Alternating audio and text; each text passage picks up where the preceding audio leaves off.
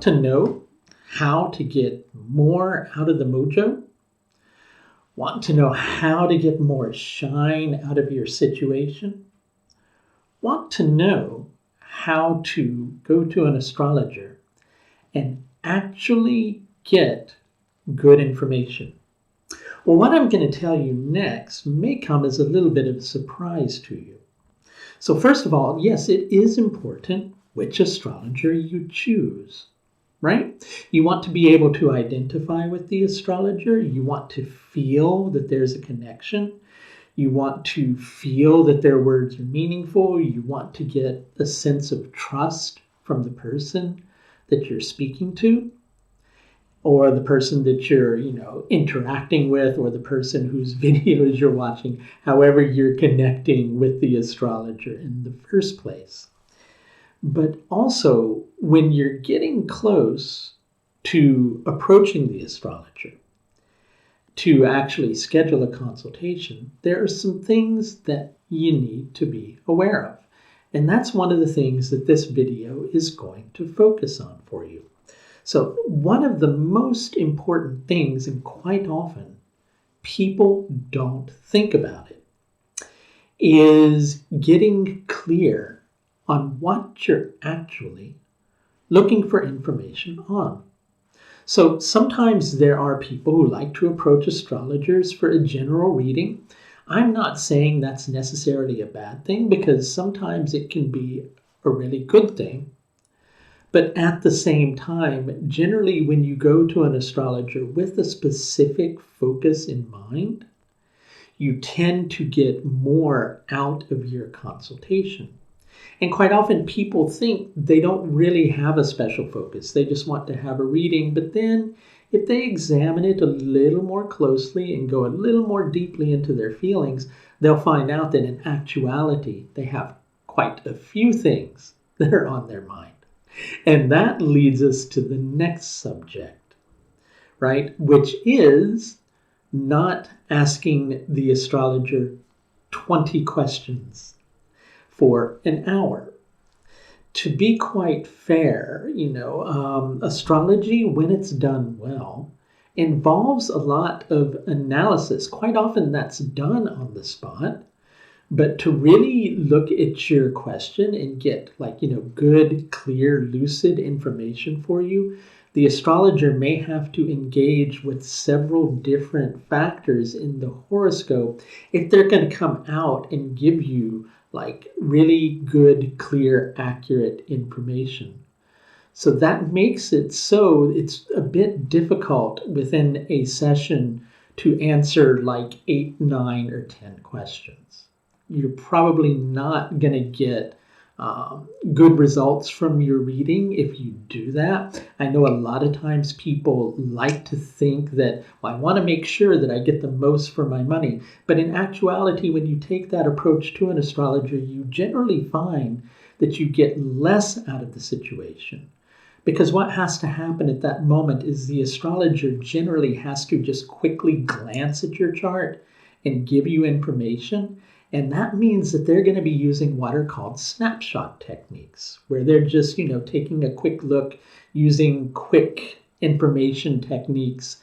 And those techniques generally tend to have less accuracy than in-depth chart analysis. So best to really go to an astrologer with, one really, really important question, and maybe a secondary or sometimes even a third question, but in a manner that you're prioritizing all of your questions in a manner that this one's more important, that one's next, and then if there's extra time, this one. In general, when you do that, you'll find that you get more out of the consultation than you would if you went to the astrologer and tried to ask several different questions all in one go. In which instance the astrologer is going to be trying to rush through your questions and likely find themselves in a position of not being able to get you good, clear information, right? So now, how to put down those questions. Quite often I get questions from clients like this. I want to know about relationships, career, and my job, right? So sure, you can do that, but what you're doing is you're opening yourself up to getting more broad information than you are opening yourself up to getting clear, accurate, precise, in-depth information. So why not, rather than going to the astrologer and going, I want to know about relationships, why not think, what do I really want to know about relationships? Do I want to know when it's likely that I'm going to get into a relationship? Do I want to know why my relationships seem not to work? Do I want to know why my relationships always seem to work really wonderfully if there's this certain component connected to them, right? Get clear on what you really want to know about the question that you're asking. A lot of times people think that if they do this, then they're going to interfere with the astrologer's judgment. Not at all. Why are you going to the astrologer? Obviously, to get clarity on your question. So if you're clear on the question you're asking, chances are greater that you're actually going to get a clearer answer from the astrologer that you're looking for information from. Here's another really important thing that a lot of times people don't think about. Before you go to have your astrology consultation, relax. Don't do 2,500 things. I know I'm exaggerating a little bit, but maybe not in this modern day and age. Don't try to cram in all these things before the time that you're consulting with the astrologer, because you're likely going to enter the session in a really rushed, really anxious manner rather than a relaxed manner. So spend some time, even if it's only like 10 minutes ahead of your consultation, just relaxing into yourself. Just, breathing deeply. If you have a meditation practice, spend some time meditating before you go to contact the astrologer. That's going to place you in a clear frame of mind when you connect to the astrologer. It's going to place you in an open space so that you're likely more able to receive, clear guidance from the astrologer in the first place, right? And that puts you in a really good place for your reading. Plus, it helps your astrologer quite a lot, because astrologers are a very sensitive lot. Or at least if you're going to a good astrologer, they should be a very sensitive lot, because they need to have empathy, they need to have compassion, and they need to have a great deal of understanding, and they need to be able to listen. So if you're approaching the astrologer and you're really stressed or anxious or fearful or any of those things, it can place a little bit of that same feeling on the astrologer as they are looking through your horoscope. They tend to feel some of the things that you're feeling.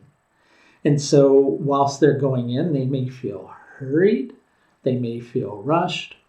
And of course, none of us are perfect. So, it may not be that you can get perfectly relaxed ahead of your consultation, but try to do your very best, and to the extent that you're able to relax. And remember, be relaxed about getting relaxed, right?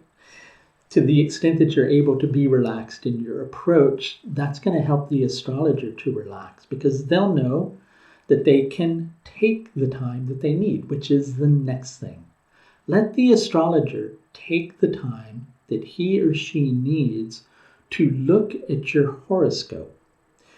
We're not, if we're doing good astrology, we're not just merely glancing at your chart and then coming out with all the answers for you. We're looking at things from a few different angles, because when you see more things in the horoscope pointing in the same direction, then you're likely giving your client a really accurate assessment. And if the person's seeking prediction, there's a greater level of potential that the astrologer will be able to give an accurate prediction. That leads me to the next one, prediction. Prediction can be a very helpful tool. It can help a person accept things in their life that they can't change. It can relieve anxiety about something that they're worried about. But there is no perfect system of prediction, right? Astrology, especially Vedic astrology, is a very accurate system of prediction. But any good astrology reading, in addition to the prediction that you're getting, it should offer you some input about how to approach the times ahead. Now, the astrologer can't lay out every single step of your journey for you. You have to make decisions yourself. What the astrologer can see is, this is what you're meant to kind of learn from this situation. Here's how you're being asked to approach things. They can't say, do this, do that, and do the other thing, and your situation will go well beyond the shadow of a doubt. What they can do is they can go, you really need to be more productive at this period of time, right? Or you need to do your best to not obsess about whatever it is that you're obsessing about. Or you might be stuck in a little bit of a poverty mindset about your situation. All of these which can be caused by different planetary placements in what are called nakshatras in Vedic astrology, plus several other factors, right? But the astrologer can give you really good guidance in terms of what you're meant to do and the direction you're meant to head in. But they can't lay out your path for you, nor should they make the decisions for you. The decision should be up to you, because after all, an astrology reading should be empowering. And if the astrologer is making the decision for you, you're not making the decision for yourself, right? So the astrologer should give you the clarity that you need to make the decisions with the moment that you have.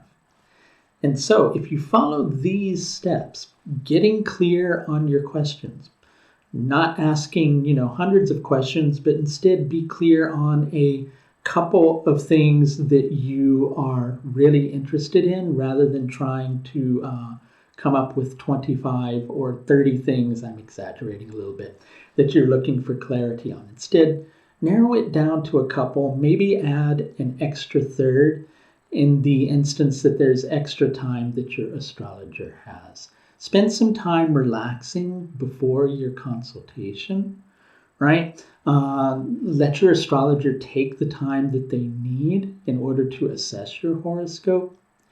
And with the information that's being given to you, don't just see a prediction, if what you're seeking is prediction, as an end result.